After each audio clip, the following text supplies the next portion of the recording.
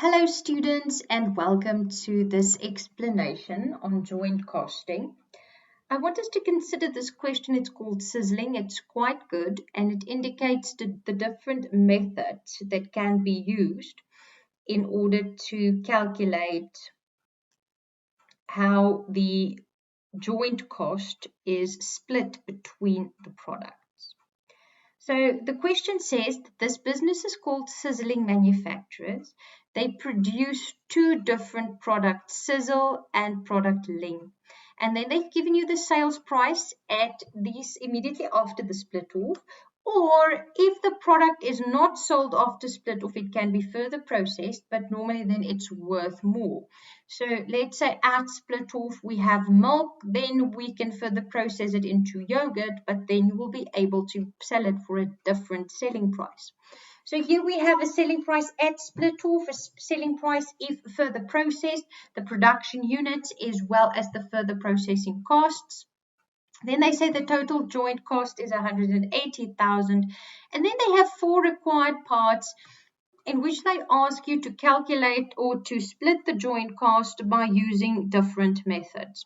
So I want us to do one method at a time. So we have the sales value method, we have the physical units method, we have the net realizable value method, and we have the gross profit method. So for the physical units, we're going to use the physical units as a weighing. So I just want to make sure everybody's on the same page. So if I talk about a weighing, I basically talk about a fraction, and that the physical units are going to be used as a fraction and divided by its total. So let's say we have units, right? And we have product A and we have product B. And suppose that for product A there is 100 units and for product B there's 200 units, and that gives us a total of 300 units. So if I'm going to split the joint cost based on physical units, the fraction that I'm going to use is the units that relates to A. So if I do calculations for product A, I'm going to say in terms of a fraction that it's 100 units relating to A divided by 300. If I do calculations for B, I'm going to say it's 200 units for B divided by the total 300. And we're going to times these fractions by the joint cost. So this is what it means when they tell you that you need to use the physical units to split it. It means that the units need to be used as a weighing in terms of fractions like this. Going back then to the answer sheet that I want to type, in 2.1 we're going to have sales and we're going to have joint cost, because if we look at the required part in 2.1, so I'm going to read the required part, do the calculation, read the required part, do the calculation. So here they say we need to assume that the products are sold after split off, so they are not further processed. And then we need to calculate the net profit by taking the joint cost and dividing it among the products by using the physical units method. All right. So we have sales, and the sales, or the total sales, will now be based on the selling price at immediately after split off and not further processing, because there was no further processing. So for product Sizzle, we're going to say it's 120 Rand times 15,000 units. And for product Ling, we're going to say it's 135 Rand times 17,000 units. Then for the joint cost, the total joint cost is given to us as an amount of 180,000 Rand. And now we need to go and split it. So we need to quickly do an additional calc, right? And in the additional calc, we need to go and look at the units. So for the units, for Sizzling, we had 15,000, and for Sizzle, we had 15,000. For Ling, we had 17,000. Combined, it should give you 32,000. So if I'm going to split the joint cost between these two based on these units, I'm going to say, for Sizzle, there was 15,000 units divided by a total of 32,000 units. And I'm going to times it by the 180,000 Rand, which is the joint cost. For Ling, I'm going to follow the same process. So that would be 17,000 units out of a total of 32,000 units, and 180 is the joint cost. So that gives us respectively 84375 and 95625. At this point, we've not yet answered our required part, because they ask us, we need to calculate. We have to calculate the net profit. So the net profit will then be the difference between the sales and the joint cost. So it's sales minus the joint cost.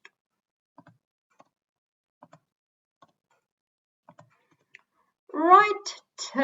So that was required 2.1. I think that is pretty straightforward. Moving on to required 2.2, it says assume that products are further processed and sold. Calculate the net profit by applying the sales value method to allocate the joint cost to the different products. Right, so now we have a situation where the products are further processed. So we're going to have a different selling price. We're going to have a further processing cost. And now we need to use the sales value as a weighing. So similarly to what we've done with the units, we are now going to have a similar situation with the sales value. If we then have product A and B, and we have a sales value, and the sales value is 200 Rand and 500 Rand, then we're going to say the total is 700 Rand. And if we do a calculation for A, it's going to be the 200 Rand divided by a total of 700 Rand, and relating to B, it's going to be 500 Rand divided by 700 Rand. So the sales value needs to be then the fraction that you work with when you divide the joint cost among the different products. So going back to the memo, I am going to say what would be the sales now if Sizzle and Ling will be further processed. Well, the selling price is 250 Rand per unit, then for 15,000 units. And if Ling is processed, the sales price is 200 Rand times by 17,000 units. Then the further processing costs as it relates to Sizzle is 30 Rand, and that's given. And I need to times that by 15,000 units. And the processing cost as it relates to Ling is 15 Rand. And I need to times that by 17,000 units. Then we are at the joint cost, right? And we know that the total joint cost is 180,000 Rand. I need to use my sales value as the weighing. So I'm going to get to total sales. And then as it relates to product Sizzle, I'm going to say it's the sales for Sizzle divided by the total sales times 180,000 Rand. We need to round to 2 decimals per the instruction, so let's just do that. And then for product Ling, it's the total sales it's the sales value for Ling divided by the total sales value times 180,000 Rand, which is the joint cost. And again, we're just going to round it to 2 decimal places, and then we can get to our net profit. Right, so far so good, really not that tricky. We take the sales minus the types of costs so that we are able to calculate our net profit. And there we go. Net profit calculated if we use sales value as a weighing. Moving to required number 3. So in 2.3 they say, suppose that products are further processed and sold. Calculate the net profit by applying the net realizable value. So what is the net realizable value?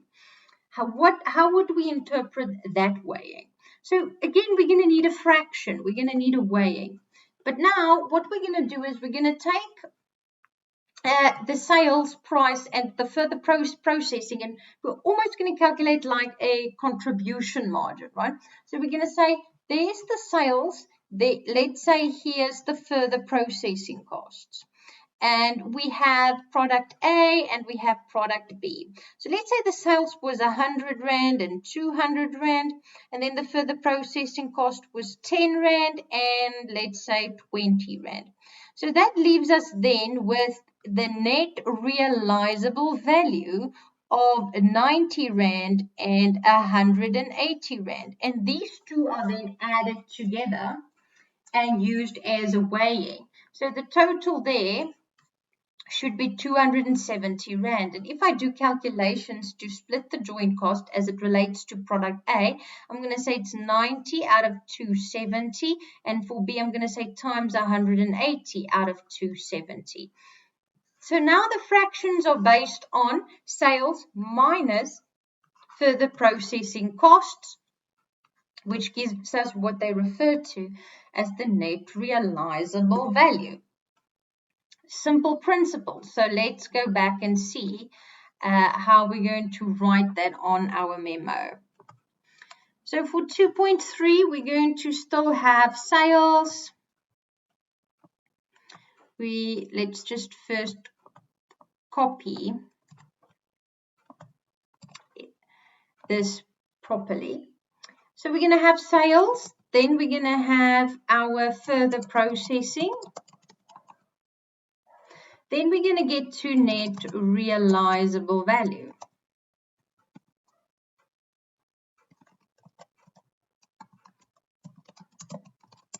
And then we're going to say minus the joint cost as well. And that will then leave us with a net profit, which we need to calculate incidentally for this question. In 2.3, they say you have to assume that the products are further processed. You cannot use the net realizable value if the products are not processed. So for the sales, it's going to be 250 Rand times 15,000 units for Sizzle. And for Ling, it's going to be 17,000 units times the further processing selling price of 200 Rand. Then the further processing costs, it was 30 Rand for 15,000 units. And 15 Rand for 17,000 units. And then we're going to get to the net realizable value, which is the difference between the sales and the further processing. So we deduct the further processing costs from the sales, and we need to get to a total for the net realizable value because that's going to be our weighing. We all know that the total joint cost is 180,000 Rand. And then we can now use this net realizable value to go and split the joint cost between product Sizzle and product Ling. So for product Sizzle, we're going to take the 330 divided by the total of the net realizable value times our further process, our joint cost, I beg your pardon. We're just going to round it to 2 decimal places. And then for product Ling, it's going to be the 3145 divided by the total net realizable value times by the total joint cost. And again, we just need to make sure we round it to 2 decimal places. And then we can get to the net profit because it's then the net realizable value minus the joint cost.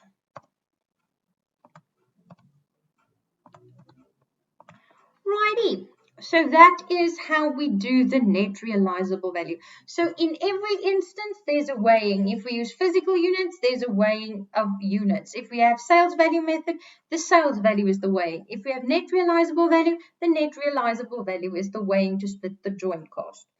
Moving on to 2.4 then. In 2.4, they say, assume that products are further processed and sold thereafter.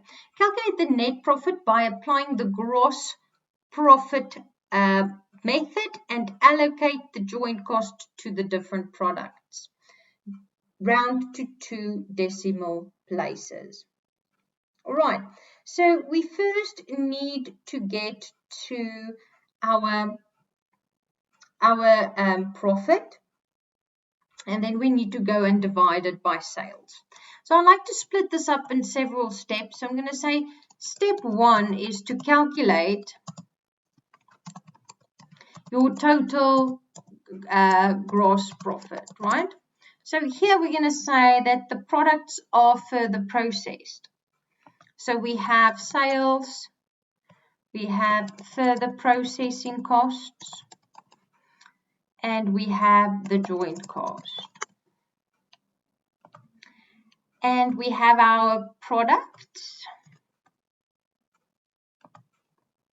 So for the first step, we're going to say, so what is the sales value if it has been further processed? We've already calculated the sales value several times, so I'm just going to bring it over. And then I need to get to the total of the selling price, because the gross profit will be based on the total of the whole business. Then what was the further processing cost? We've also calculated that quite a few times, so I'm just going to use the same amount again. And the total further processing costs will be the two products further processing cost added together. The joint cost is given 180,000, so we can get to the gross profit quite easily. Because for the gross profit, we're going to say the sales minus the two types of cost.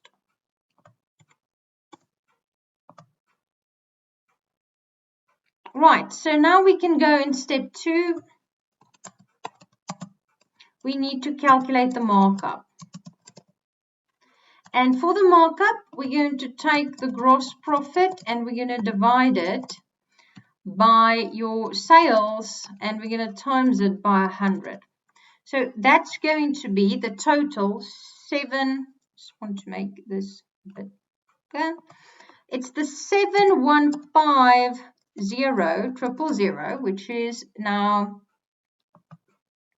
the sales. That's going to be at the bottom.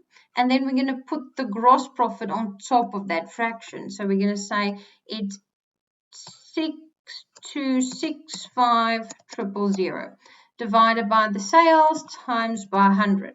So if I do that math, I get to a markup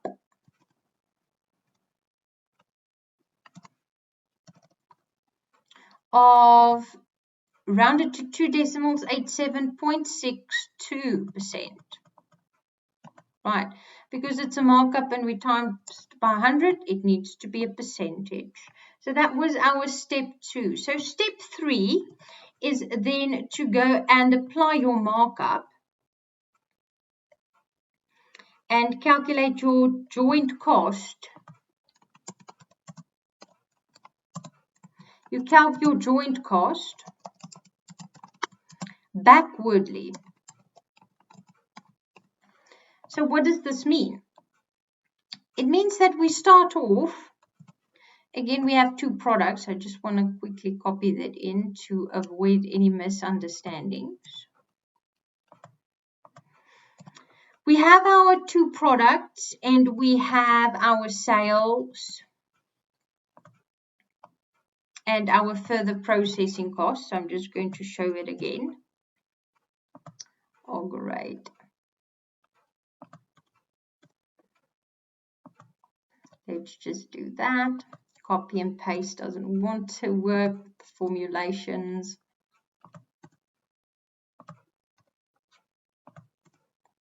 Right, so now instead of calculating the joint cost, we're going to calculate the gross profit. So we're going to say the gross profit percentage was 87.62. So that means that the gross profit should be 87% of the sales. So therefore, we're going to say it's the sales times the 87.62%. So I'm just going to type it in decimal. Sales times the gross profit percentage. So that's why you need to do the calculation in a specific order. And now we can go and get to our joint cost, right? Because now the joint cost will be the difference between the sales minus the further processing minus the profit.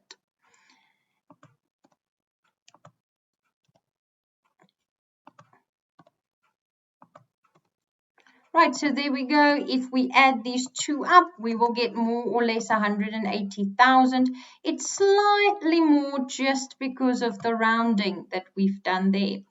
So because we rounded the gross profit, you will get a little bit more. But as the auditors say, it's immaterial. So that's how you calculate your joint cost finally, if you have to use the gross profit markup. So in step 1, you need to get to the profit. Then step 2, you need to calculate the profit markup. And then in step 3, you need to go and calculate the joint cost by minusing the profit and the further processing cost from the sales value. Right, so that's it for this question. Rather straightforward. I hope that you've enjoyed it, and I will then see you in the next question. Keep well until then.